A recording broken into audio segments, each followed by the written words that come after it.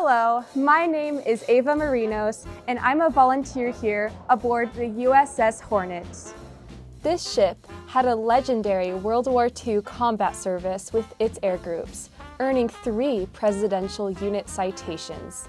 Behind me is a TBM Avenger, and you guessed it, this beauty is a torpedo bomber, and I'm going to tell you all about it. The bomb bay below the plane could carry one massive Mark 13 torpedo.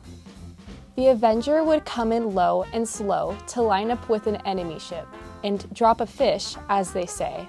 Or the Avenger could carry multiple bombs in the bomb bay for a glide bombing mission over enemy installations or ships. Or it could be outfitted with depth charges to hunt submarines. It really was a very versatile aircraft. The plane had a crew of 3, a pilot, a gunner, and a radioman. The pilot entered the aircraft by stepping on the side where there's a spot for your foot. Then, with a leap, you hop on the wing and walk up to the canopy where you enter to take a seat. The gunner and radioman entered the aircraft through this little doorway located here toward the back of the plane. Once inside, the radioman would take a seat right here and operate the radar equipment that would be present. The gunner would climb up through this spot here and hop in the turret to man the .50 caliber machine gun. I'm sitting inside a ball turret with a .50 caliber machine gun right in front of me. It's kind of cramped in here, but I dig it. USS Hornet CV-12 had 4 separate torpedo squadrons that flew the Avenger during World War II. Torpedo Squadron 15, featuring a wolf in a flight suit launching a torpedo. This squadron served aboard the ship during its initial sea trials before heading out to the war in the Pacific.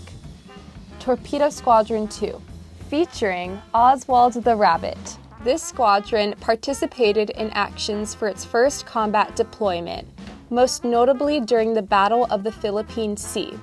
On June 20th, 1944, pilot Van Gordon Stover earned a Navy Cross for a torpedo hit on an enemy heavy cruiser.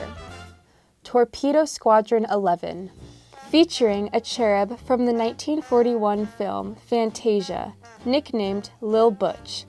This squadron was during the Second Combat Tour, most notably during the Battle of Leyte Gulf.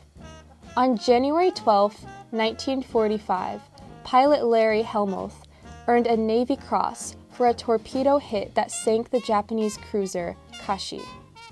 Torpedo Squadron 17, featuring a Shamrock for Luck.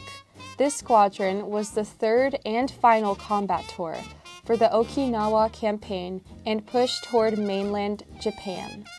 On March 19, 1945, pilot Arnold C. Traxler piloted his plane in a glide bombing attack against an enemy battleship, scoring 3 direct hits. One of the most hair-raising experiences in naval aviation would be having to make a water landing. Many times during World War II, when flying over the Pacific Ocean, the aircraft could run out of fuel, or worse, take damage from enemy fire and not make it back to land on the aircraft carrier. The pilot, with all their experience, must do what no training could ever prepare them for: landing in the ocean. You only have one chance, and all on board are ready for the moment of impact. Splash! They hit the water. After exiting the aircraft, the gunner and radioman removed the raft that was rolled up in a tube located in the canopy behind the pilot. The plane could sink as fast as 45 seconds the moment it hits the water. Imagine that! In less than a minute, the crew would be safely in the raft. Now they would think about their next adventure, how to get back home, but that's another story. You should know, all naval aviators and aircrew were equipped with a life preserver and many different types of accessories for just this type of occasion. It goes without saying, when flying for the Navy, you should be a good swimmer. Until next time, this is Ava Marinos.